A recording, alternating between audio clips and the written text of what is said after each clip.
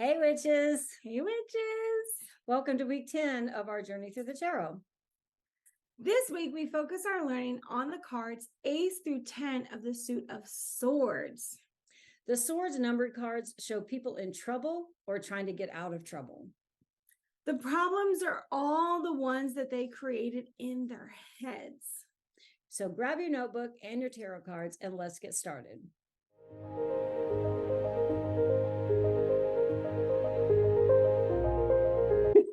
Tonight, we are going over the suit of swords, and the swords is the air element. So this is dealing with our minds and our thoughts.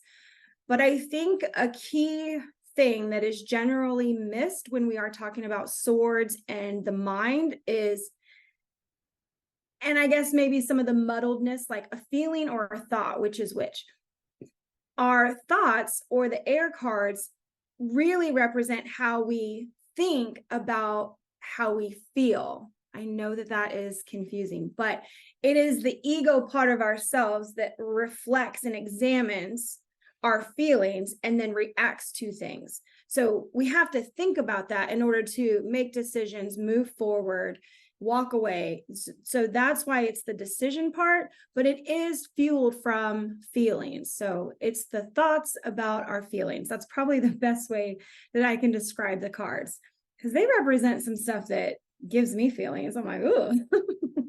Yeah, Swords are, I think, they portray difficult situations. Yeah, this is not a light-hearted, easy area, because why would we consult cards when everything in our life is going really well? We're like, oh, everything is good. I don't really need help. Divination, what? And it's really like, it's when we have the difficult situations, we're going, oh God, please give me a sign. I don't know. What am I doing? Help.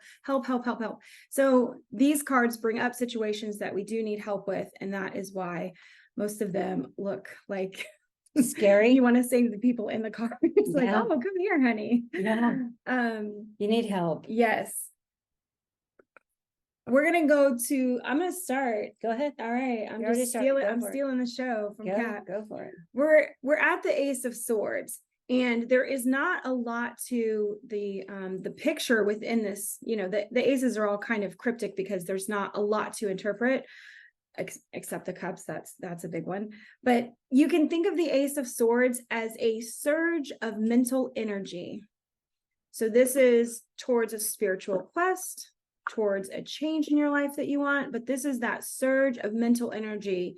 And how do we act with that mental energy? We can make better decisions. We can, start a new endeavor, but it is kind of that like, oh yeah, I feel really into this.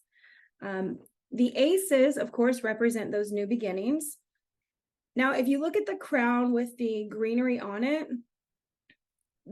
interpret this in two ways. The crown actually can represent like your third eye and your crown chakra. So it's drawing attention to what is on your head.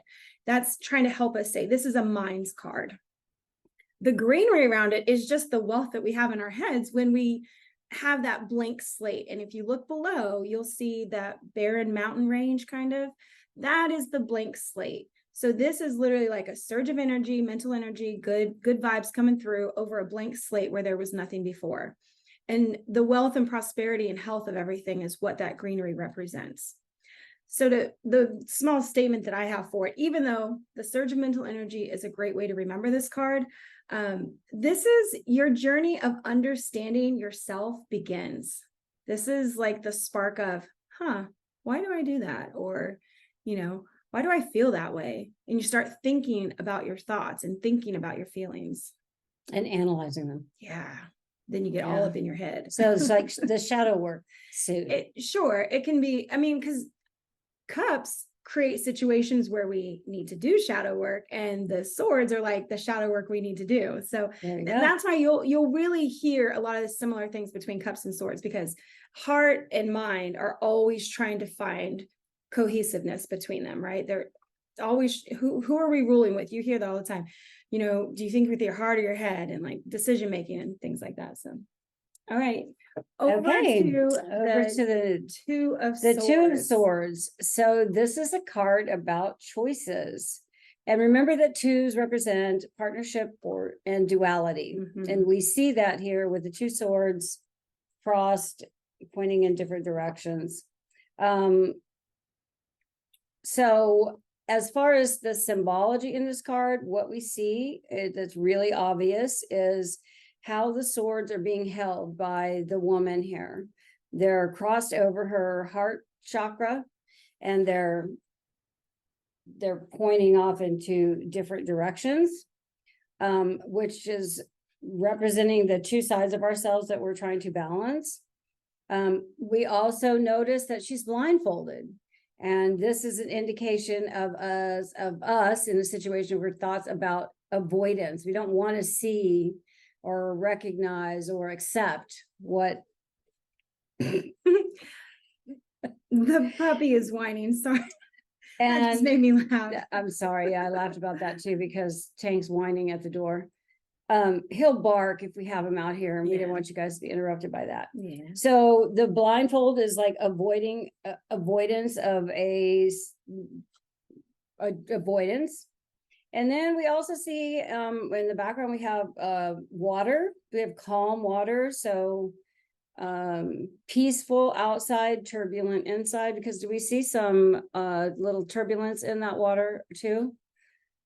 Yeah, so it's like under the surface turbulence. Kat and I were going through this card and deciding, is this calm water or turbulent water? And I think the reason that the rocks are there is because if it was stormy water, you would see that breakage, right? So it's more like just calm or like under the surface turbulent. Yeah.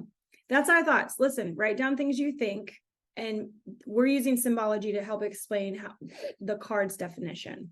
Okay, so the other thing we have that's prominent in this card is the waxing moon, which indicates a beginning stage. That's right. When we put all of the symbology and together, what we get from it is learning to balance your logical and emotional sides, or your human and your spiritual minds. Mm-hmm. So that's that duality, bringing balance to yourself. The avoidance part of this is it's hard sometimes to see our spiritual journey, or it's hard sometimes to stay in the earthly world. Sensitive people like me, like I'd rather avoid the outside world altogether. So that there's a representation of those things with the swords. The puppy needs tending to. Okay.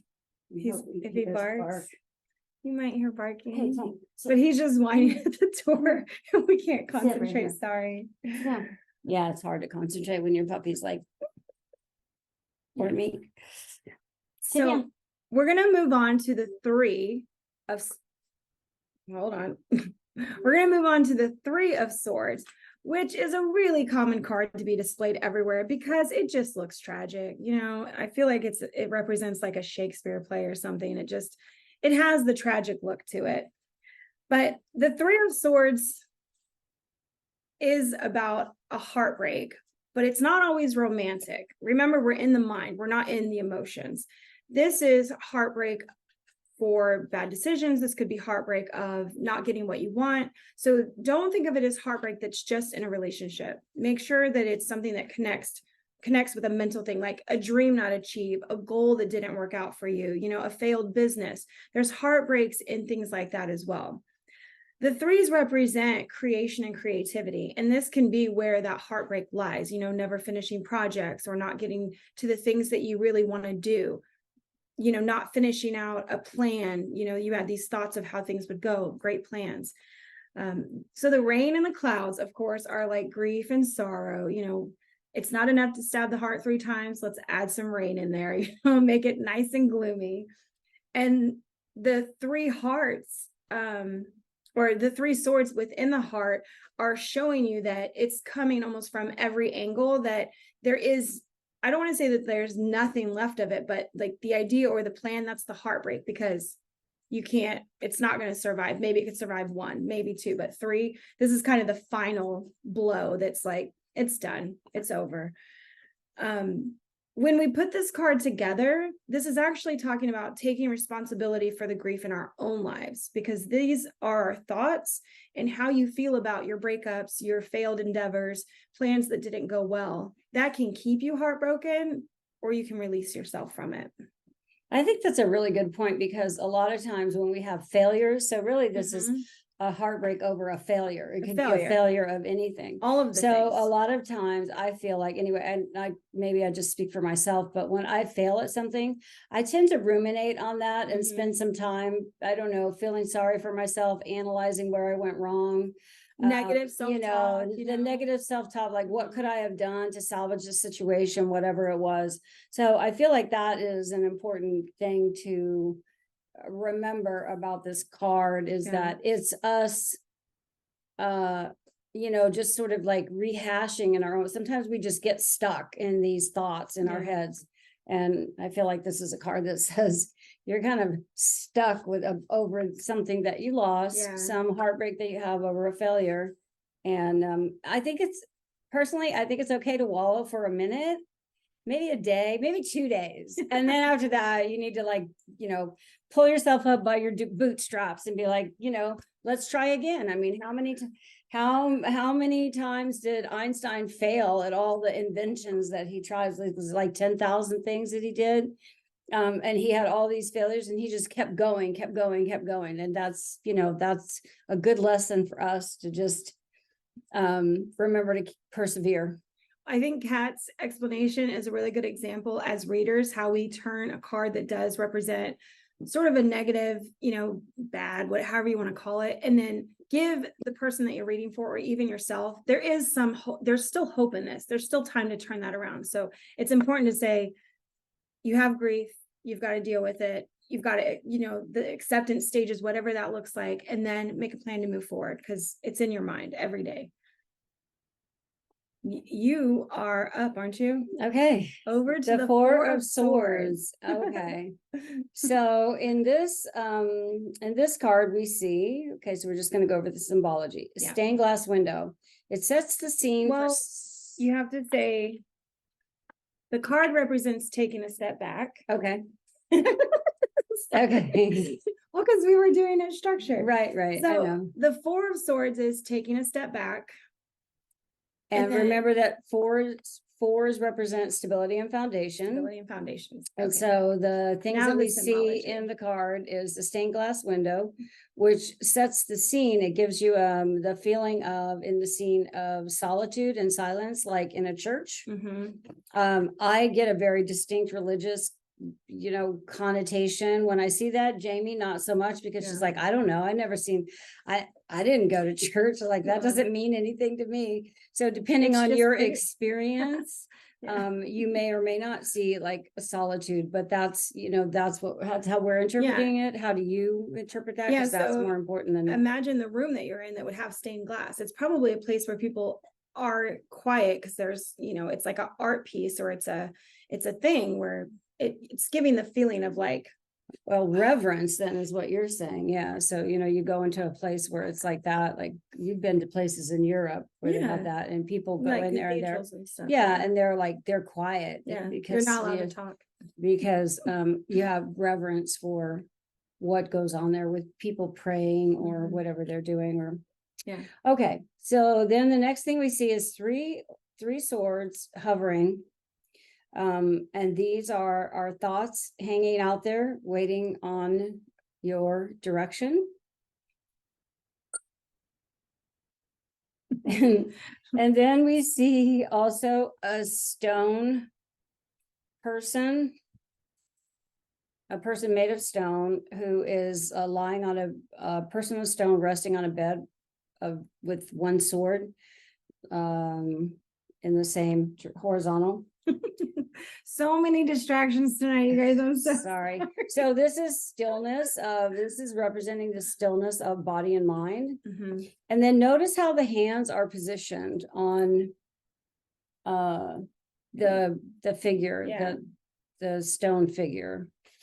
Yeah. It's like that contemplative thinking, like, okay, so contemplative is okay. What you wrote a different word, but that's okay. Contemplation.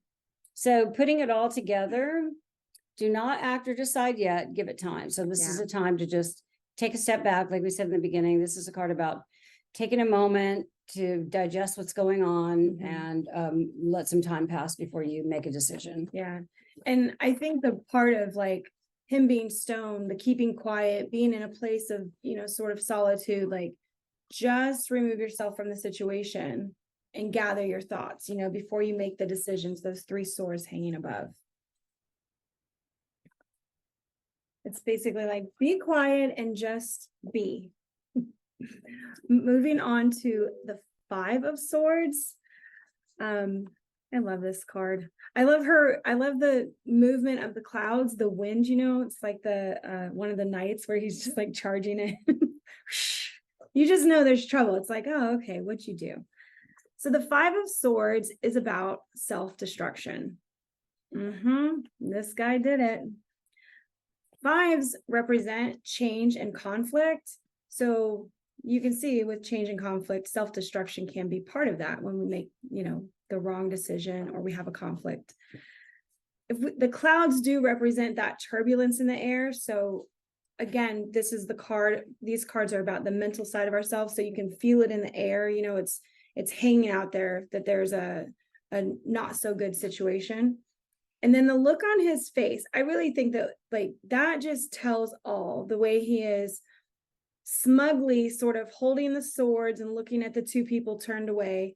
This is triumph. Like he triumphed over them because their swords are on the ground, but it's at the expense of others. That's why we self-destruct. When we abuse others, so taking advantage of people or whatever, that is an abuse of people. And when we triumph over them just for our egotistical reasons, we're going to self-destruct. You're not going to stay up long. The 2 people that are turned away, when we see the backs of people, it's usually meaning that there's defeat. So that's how this is sort of a situation where he's triumphed over them.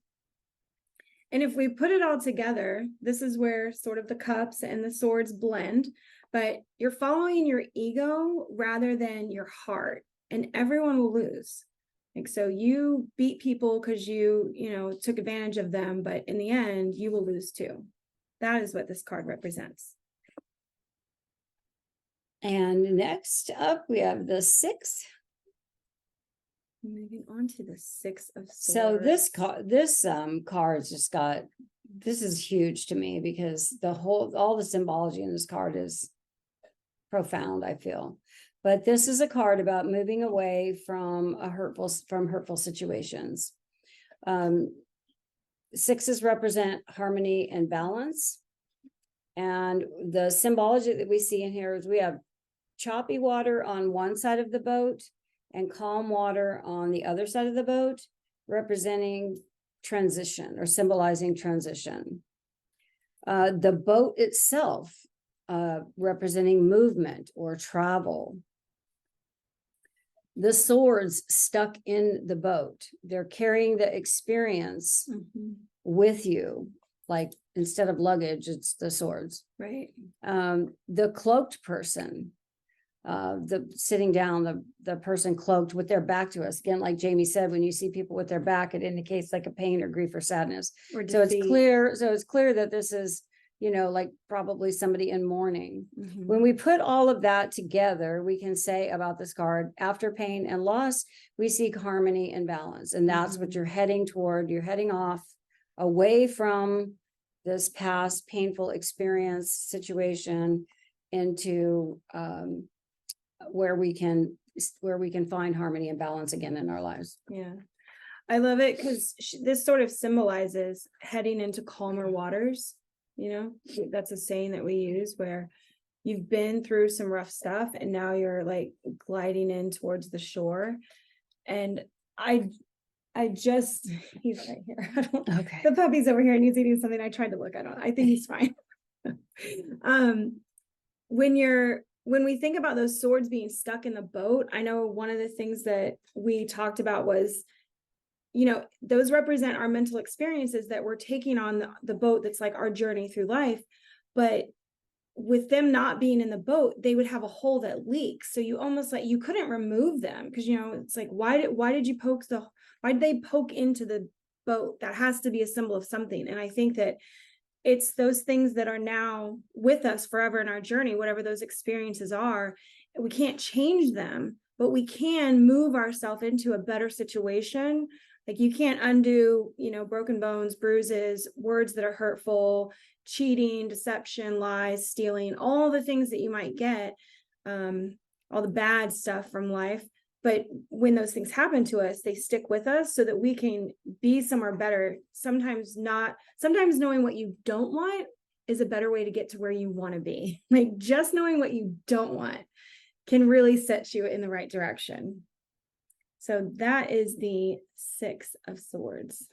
I almost feel like those are lessons that we're taking with us too. It's always the lessons, know, right? yeah. As we grow through, because the 10 will be like, we've learned all the lessons of this suit and we'll start over. But yeah, the lessons, and these were hard or lessons. hurtful. Yeah. Okay. And we're moving on to the 7. Sorry. The 7 of Swords. Okay, another favorite card, and especially if you get one that's been like redone, the colors are super vibrant, but this whole card just speaks deception, and I'm going to explain that to you. So the 7 of Swords is a card of manipulation and deception. You can choose which word fits best for you. They sort of mean the same thing, but manipulation and deception. So 7s, represent the spirituality and intuition part of us. So the way these two things balance out at the end, I will bring that together, because it's like, how do we have intuition and then we have manipulation and deception? We're going to figure that out. Notice the man dancing. You see his stance. He's the only one in the cards that's dancing away with the swords. This is to draw attention to him, and it's false, because the next thing you see is like how he's holding the swords. He's holding them by the sharp pointy end.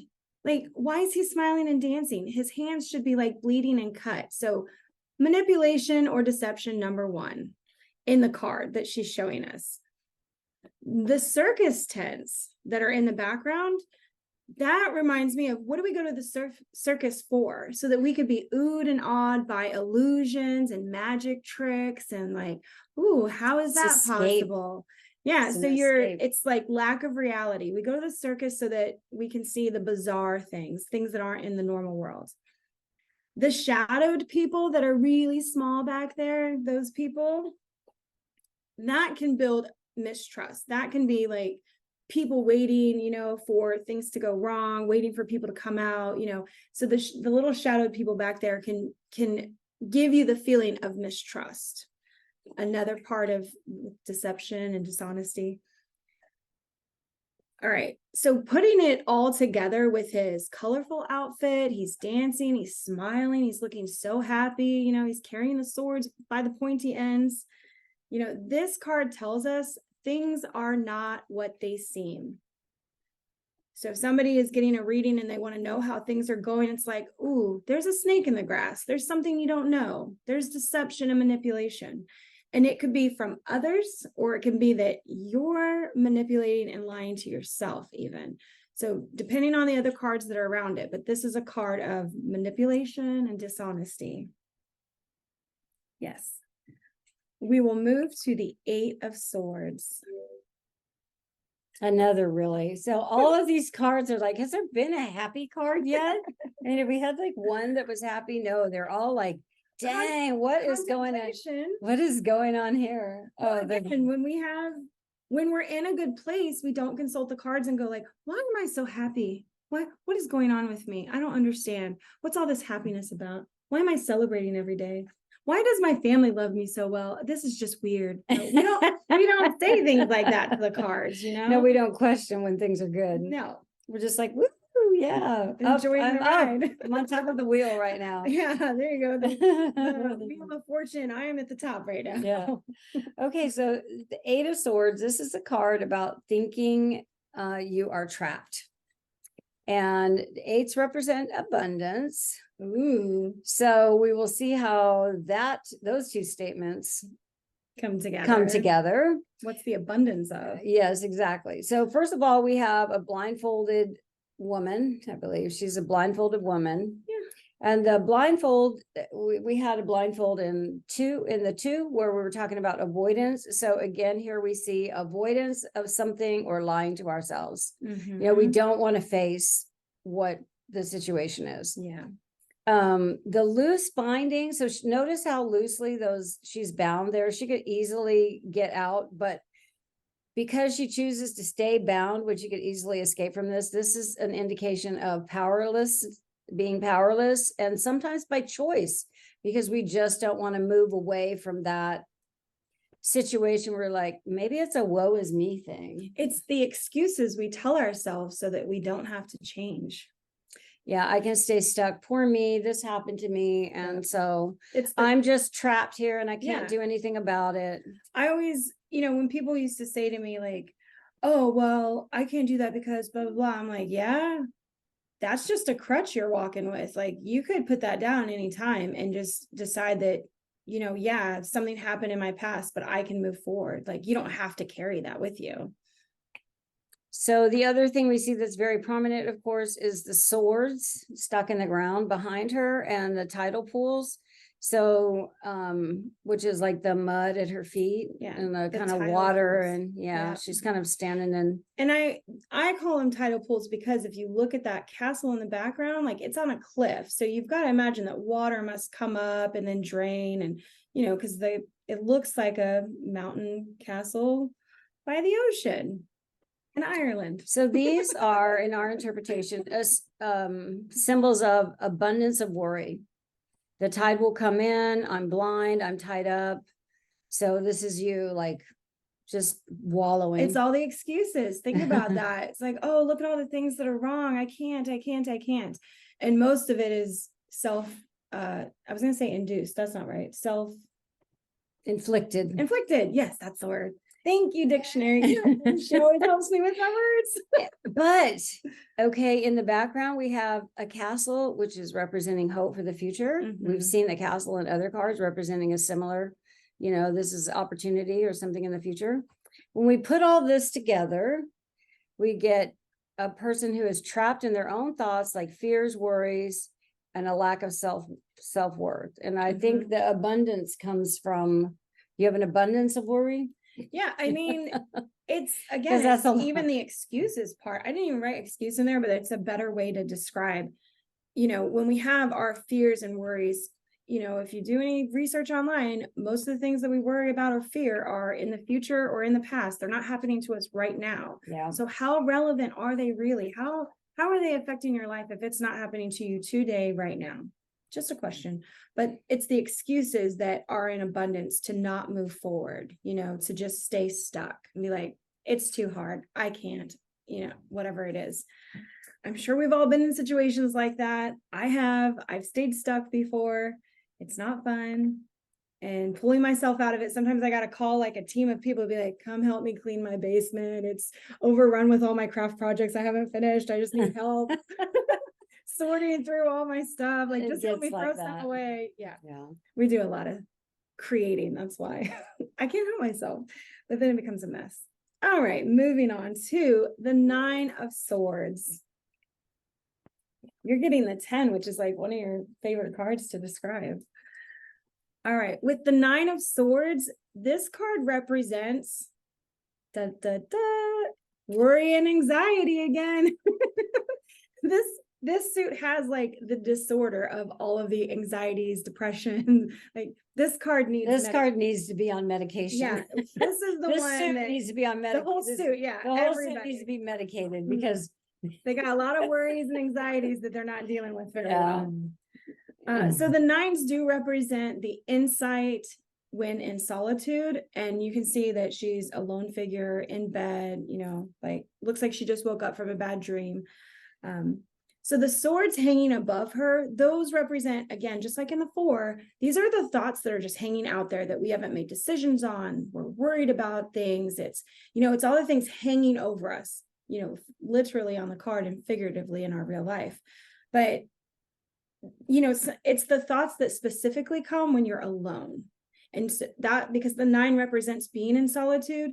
So these aren't the worries when you're out in the world and like you have social anxiety. This is when you go home after the party and you're like, did I make a fool of myself? When Did it's that person really quiet like and you me? start thinking, yeah, Yeah, and you're like, oh, what did I you do start wrong worrying today? about like Yeah. what a loser you are. Or how many people you cut off in traffic. You're like, God, I'm a bad I was not person. speaking about anybody in particular, just, like sometimes you can get in that kind of mood. Is like, I just, I can't stick with an exercise program. I'm just lazy, I just won't. In the morning, I turn off my alarm clock. So there's like all these things, and then my pants don't fit. And so See now the I'm just gonna trickle? go. It's all the Yeah, swords. so screw it. I'm just gonna go eat some more crackers because With cream cheese and salmon, I hope, because that's one of my favorite snacks. If you're having cream cheese and salmon and crackers in the morning, you better call me. I will come over, coffee in hand. It's my favorite thing.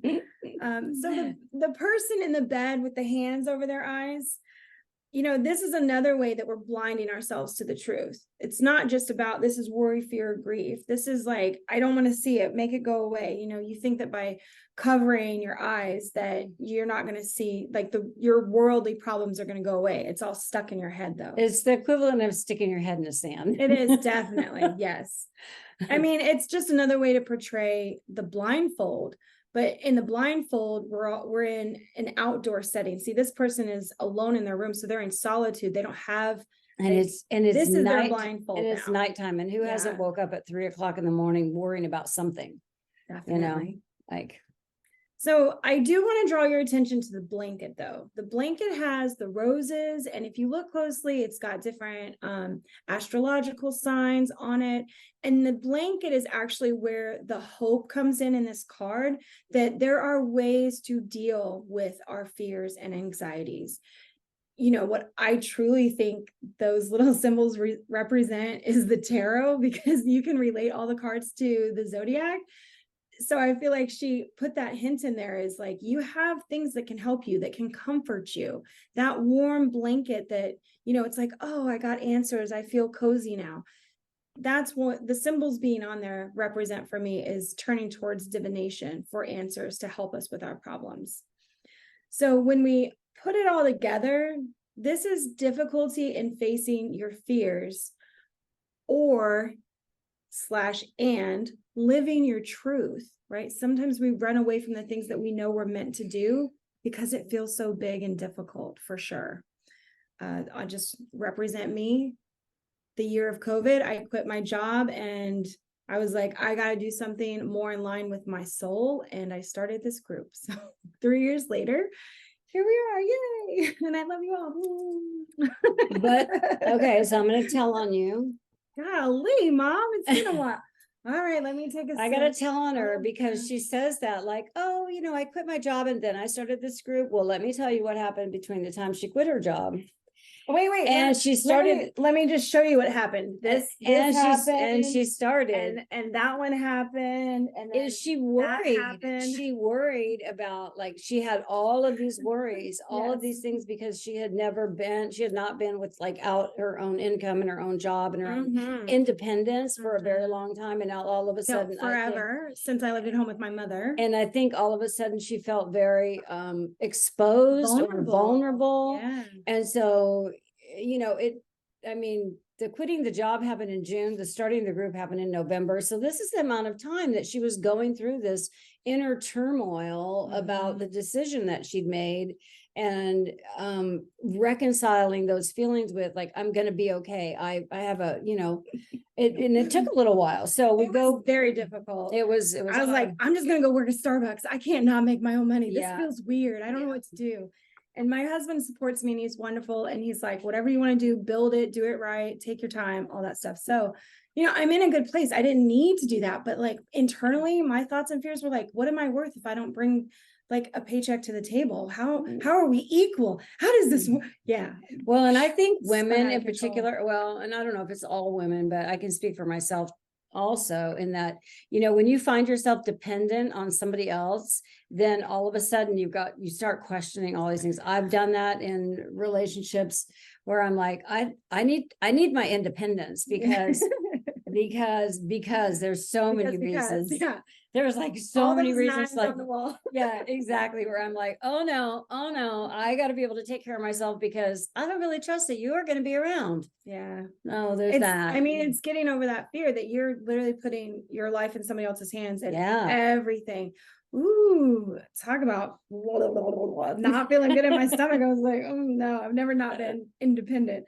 But no, So that's no, what this it's is fine. about. Again, all these cards were like, it's in our It's in head. our We're in our heads. Yeah. We're thinking. There's that thing they say, you're your own worst enemy. Yeah. Because like Yeah. your head, right? All of Yes, that. absolutely. And I just want to make one point really quick. She raised me to never depend on a man. By the way, that was a staple saying in our house. It was. Don't you ever depend on a man. And I didn't. But I also then chose men that weren't worth my time. So then you kind of choose losers. It was weird. Probably could have given her a little bit better advice than never depend like on a 1, man. 2, 3 of that. Yeah. But I was like, don't ever. Yeah, just like never ever depend on a man for your sustainability. Yeah. I was like, got it, Mom. I'm headed off to the Navy to do my own shit. Yeah. And it was fun. That was those months between her quitting her job and then starting this group. There was some reprogramming that happened there. There was, and crying and drinking and crying and like, what am I doing? I should go back. I should ask for my job back. But here we are, and it's all wonderful. So. Okay. And lastly, for the 10. Oh my gosh. Okay, this has got to be like the best card ever, right?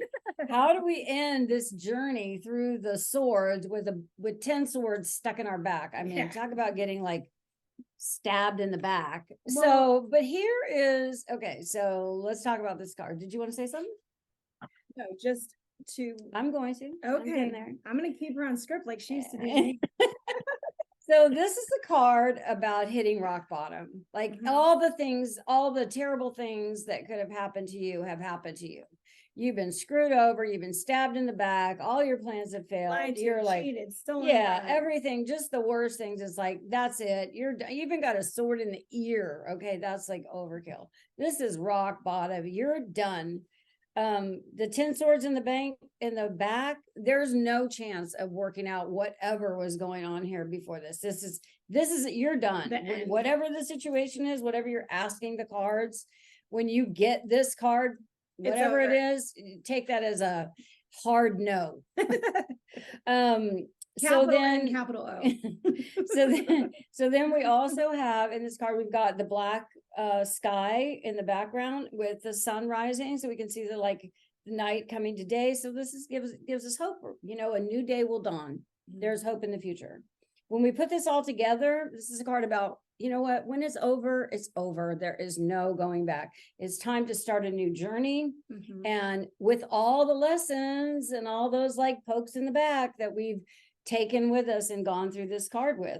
So if you're reading for someone or you're reading cards for yourself, as bad as this card looks, what it's saying is the worst is over. You're at the bottom of the barrel, and the only place to go from here is up. Yes. So, and that is how we end the swords. Journey of the swords. Well, and you had asked, where do we start over at? Oh, look, we've got some mental clarity and a surge of energy to think about, so that you repeat the cycle with all that. This would be, sorry. Okay. So this one is the ending cycle where we need to move on. And then here's our move on card. This is where we get that surge of mental understanding or the mental energy to say, I want to do something new now. I'm over this crap. I want to do something new. Yeah. There you go. That is how it goes. And that concludes going through the swords. So may you not get very many swords in the readings, all I have to say. I mean, if you do, and if people do get a lot of swords, it means that there's a lot of things going on inside of your head. And, not to sound funny, but a counseling situation could really help. Even if it's just with friends, get together with people where you can talk about things. Because sometimes just releasing it, just talking about it, you'll figure out your own answer. If you guys have not been in therapy, a lot of it is that you go in and you talk about the things that are going on. And while you're talking about it, you start having these little epiphanies. You're like, oh, And they're just going, they're like nodding, they're like, yes, and you pay for this for you to figure out your own stuff. Yes, that's how this works. Because nobody knows you better than you. Maybe your spouse. Maybe Well, your I mom. think the important thing you say is like we get it out of our heads and out, and we speak the words, and then the words, and then the things, the thoughts, and all of that the anxiety that we feel, it doesn't feel so. It's like we Heavy. shine a light on it, and Yeah. it doesn't feel so scary, and it gives us less anxiety when we can look at it and be like, oh, it's just a frog. It was just a hand cut off under the bed. It's nothing there, you know. It's not really a whole person waiting to grab me and pull me under. So I tell that story because when I was little, my brothers, I had 2 older brothers, and I don't know if anybody's as older, close to me, like 60s, this is late 60s. There was this movie, and I think the name of it was A Crawling Hand. But what happened was, in this movie, if anyone remembers it, you can give me a thumbs up. But in this movie, a guy gets hit, somebody's driving and they hit a guy on the side of the road, and then they like sever his hand, and then his hand like crawls around town and attacks people and creates mayhem and shit. I'm telling you, that movie scared me to death. And I was afraid of the dark until I was like 20, because I always thought the crawling hand was going to be under my bed. I mean, come on. Because she just pounded the table a little bit. It's like there's a little left over there. There's been times as I've been older and I'm like, stop it. Yeah. There's nothing under You the have to bed. shut your brain off. You're like, be reasonable. Come on. Stop running away with yourself. Definitely. Anyway, so that was a reference to Under the Bed with the Hands. So you know the story behind that, because you're probably like, what? Yeah, I didn't know. I didn't realize it. That's where it came from. And that's why I was afraid of the dark for like 10 years. Thanks to my brothers. Even now. Just a little bit. Even now, just a little bit. Well, we're gonna make sure that we do tell you your homework. It is the same from the last 2 weeks. Try to lay out the cards and build a story. Whatever it looks like. You don't have to know the meanings of them, but tell your own story with the cards. And that way you'll give them more life than they have right now, rather than just being these, inanimate objects that have symbols in them that are old and don't really relate to you. Give it a story of, whether you're traveling through the cards, there's a person that is in these scenes, however you want to depict it, but bring the cards to life in a story sequentially from the ace through the 10. And if you want to add what are they called? Court cards. The court cards. Yeah, those are the Lost it people for a that are all second. going to come in and, Yeah. have something to say about something. Yeah, So. they got things to do. And that concludes the lesson for this evening. Thanks for joining us for week 10 of our journey through the tarot, where we explored the numbered cards of the suit of swords. Of all the suits, the swords cards show people struggling with situations they've created in their minds. Whether they're running from the truth or overwhelmed with the guilt, the swords represent life's difficult times. Remember, learning tarot takes study and practice, which is why we create homework lessons that you can find at the end of this video.